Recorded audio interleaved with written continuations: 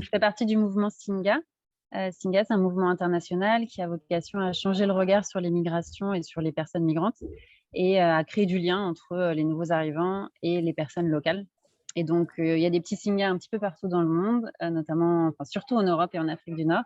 Et nous, à Nantes, notre première manière d'agir pour atteindre cet objectif-là, c'est d'accompagner les nouveaux arrivants vers la création d'entreprises, c'est-à-dire celles et ceux qui souhaitent monter leur activité, que ce soit dans la restauration, dans l'artisanat, pouvoir les accompagner jusqu'à la concrétisation de leur rêve entrepreneurial.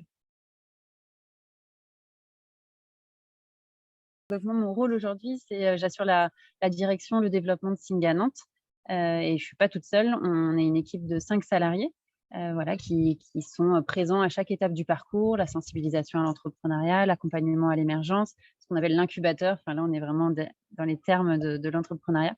Et puis, on a une boutique où on vend les produits réalisés par les entrepreneurs de Singa. Et donc là, on a une collègue qui est en particulier sur ce volet-là.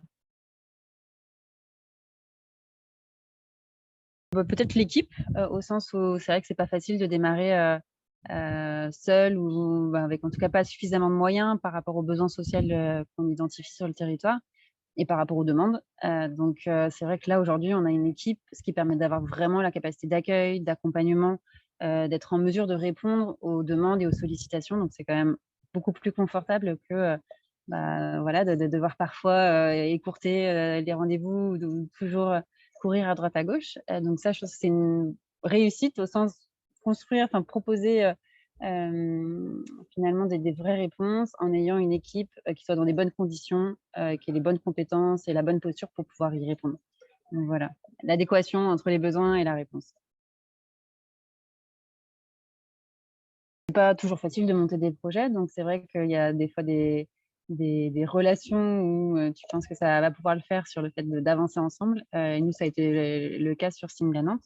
Il y a eu, des envies de travailler avec, on était plusieurs, à un certain moment dans l'aventure. Aujourd'hui, il y a des personnes qui font plus partie de l'aventure Singa Nantes.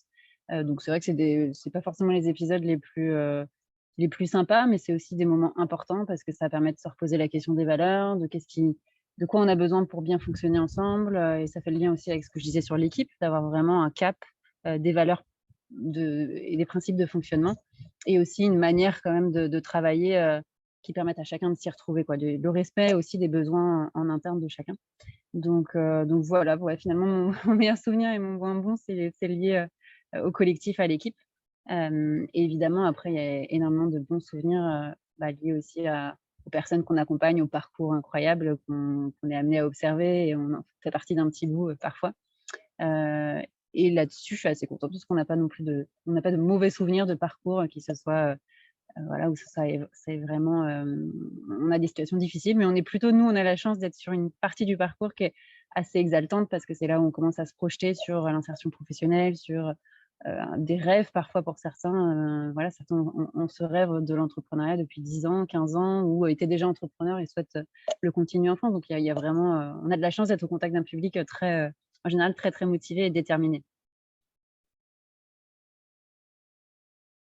C'est une bonne question. Hem, c'est vrai que moi je suis pas une grande, comment dire?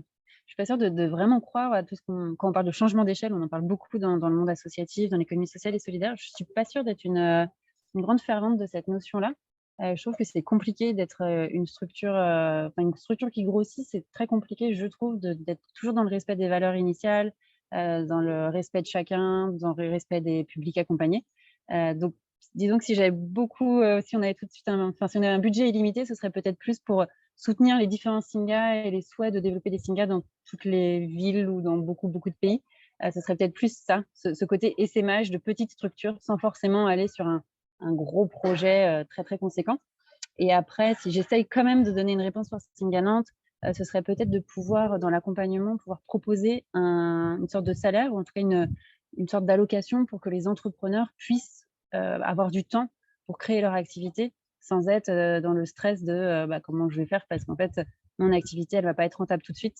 Donc ça, c'est des sujets quotidiens de personnes qui ont pas, voilà, qui ont pas forcément d'argent de côté, qui ont pas forcément des allocations chômage pendant 2 ans. Donc comment, derrière tu peux vraiment te projeter, sur, avec sérénité sur la construction d'un projet entrepreneurial quand finalement tu pas de ouais, tu es dans une sorte d'insécurité financière. Donc si on avait beaucoup d'argent, ce serait peut-être pour ça, pour permettre à chacun d'entreprendre sereinement. On a beaucoup de fous rires qui sont liés à des problèmes de compréhension parce que nous, on a essayé de prendre des cours d'arabe, mais on galère un petit peu. En face, on a parfois des personnes, qui apprennent le français depuis, quelques mois et cetera. Donc on a souvent des incompréhensions qui peuvent être assez drôles sur le niveau d'incompréhension et ce que ça peut susciter. Hem, j'ai pas un souvenir en particulier lié à ça, c'est un peu quotidien et des fois vraiment on se comprend pas. Après sur des fou peut-être pas des fous rires, mais le dernier très bon moment, convivial, joyeux, on a fait une petite soirée empanadas lundi soir avec des entrepreneurs de la promotion en cours, puisque l'une des entrepreneuses, est restauratrice et enfin propose de la cuisine chilienne.